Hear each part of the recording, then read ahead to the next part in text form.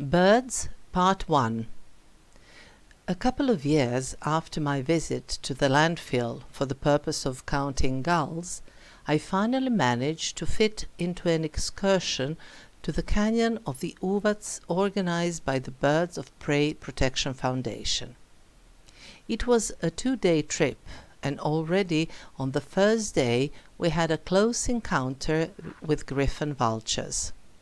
Admittedly, this was by going to a nursing kind of place where a few griffon vultures are placed in large enclosures until they recuperate and are ready to be reintroduced into nature. That was also good for me in order to take photos at close range, since I don't have such a powerful zoom lens to be able to get a closer look at them while they're in nature. Griffon vultures are exceptionally important for the nature and the entire natural cycle.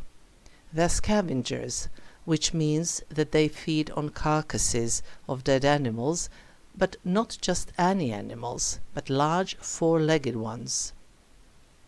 The system is generally envisaged in such a way that scavengers follow large herds, which is still the case in Africa, for instance, and those animals whose flesh becomes inedible for most of other animals, that is, the carrion, scavengers, including griffon vultures, eat up until the bone. The nature has designed it and organized it all perfectly. For instance, as far as the sequence of birds is concerned, when a large animal dies, the first ones to come are eagles, while the meat is still fresh.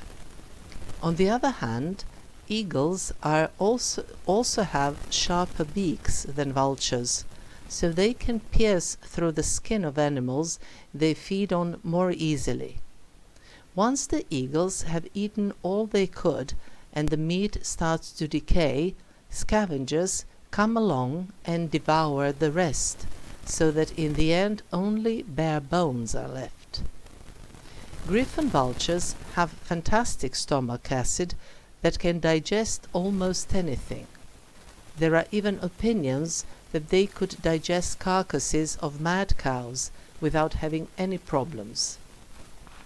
In other words, the nature has provided for perfect recycling, but there is another kind of eagles in charge of the final touch. Namely, those eagles use bone marrow in their diet, and they get to it by catching in their beaks the remaining bones, which they then let fall from a height onto rocks below. When the bone breaks, the eagle lands there and eats up the marrow, by which the final pieces of nutrients get into the food chain. As a part of our trip, we came to visit a household that cooperates with the foundation, although they are also open to other visitors.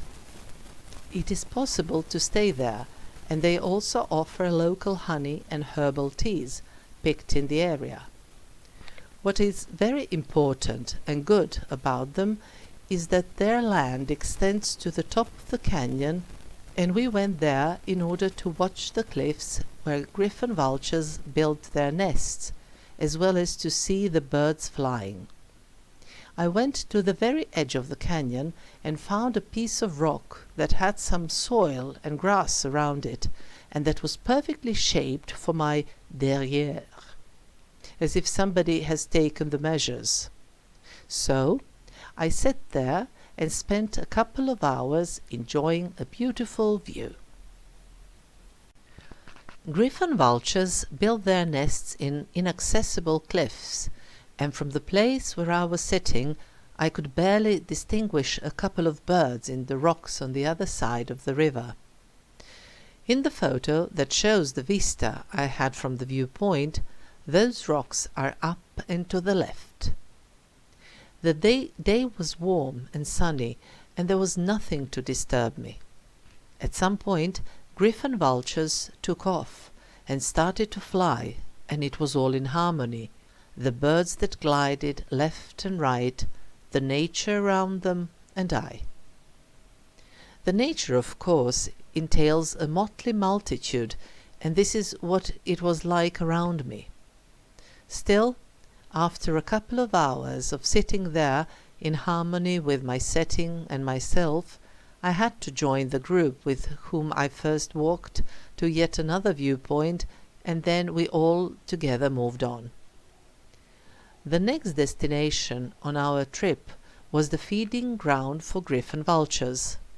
We actually got off the minibus on the road leading to the lake and the dam, and then we climbed up a dirt road that led through a nice, relatively thin forest. We came to a clearing, and what can I say next? It's a feeding ground of griffon vultures, and vultures are scavengers. In other words, the lot was full of bovine skeletons, quite thoroughly cleared of any meat. There were also some leftover hides, but the skeletons took center stage that day. And flies, enormous swarms of flies. And should I mention the smells? We were surrounded by remains of rotten meat, who knows how old, and it was all happening in summer when it's warm. Still, griffon vultures not only have that digestion system which perfectly processes the natural biological waste which would otherwise seriously pollute the environment, but what is additionally fantastic and almost incredible is that they are very clean birds, in fact. During this trip, I heard people saying that there had been sightings of griffon vultures flying down to the lake in order to wash off any residual carrion. Of course, there are also cautious animals, so they all took off from the feeding ground as we were approaching. They don't like to socialize with humans, so we stayed there only for a short while and then started to return to the asphalt road and the bus.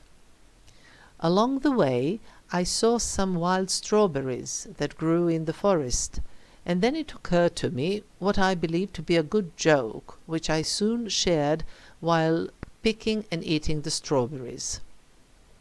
When one sees all that food, it's difficult not to get hungry. I was faced with a confused reaction of the people walking with me, but that was obviously because they are not the appropriate horoscope sign for this type of so-called humor.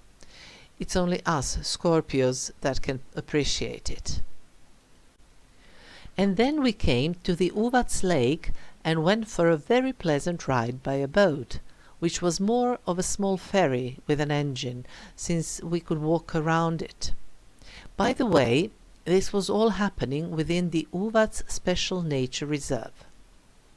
We sailed along the meanders of the Uvats, which is famous for them, and through the canyon valleys of smaller tributaries, and it was incredible what a myriad of possible passages there are. We were not the only ones visiting the lake that day, though, so with great joy we exchanged waving to other vessels and shouted greetings once to the others. Along the way we came across numerous high cliffs where griffon vultures congregated, but there were other birds too. Thus, for instance, every now and then we saw flocks of grey herons in the distance, but as we approached them by our vessels, they would all fly away. The boat eventually took us to a place where there were metal and wood ladders which we used to climb to a small cave, where we had a short walk around and where we got refreshed by the considerably colder air than the one outside. After the visit to the cave, the boat headed back, but along the way we also made a break for lunch, for which our hosts had prepared local specialties, including, of course, pie made with buckwheat pastry, which this region is famous for. And then, as the ending of our 2-day trip, we went to Radoinsko Lake, where we walked for a little while, after which we were ready to go back home. In the meantime, the project dealing with griffon vultures has progressed even more, and now there are a couple of 100 pairs in the Uvats Canyon that are regularly monitored. Also, the project has expanded to some other sites in Serbia and in the region. As I am a dedicated shadow fan both of the Griffon Vultures and of the Birds of Prey Protection Foundation, a couple of years ago I was offered to name a chick from a new generation, but they told me that it wouldn't be known if it was a boy or a girl until it started to fly. In other words, I was offered to become a godmother to a griffon vulture.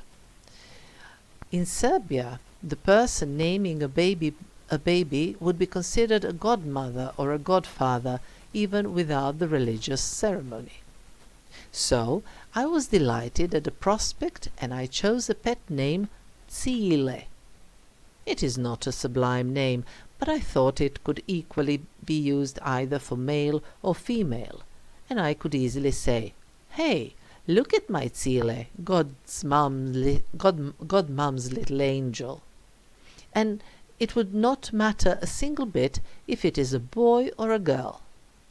I also received a kind of unofficial birth certificate with data on his or her rings, and I am very proud of it.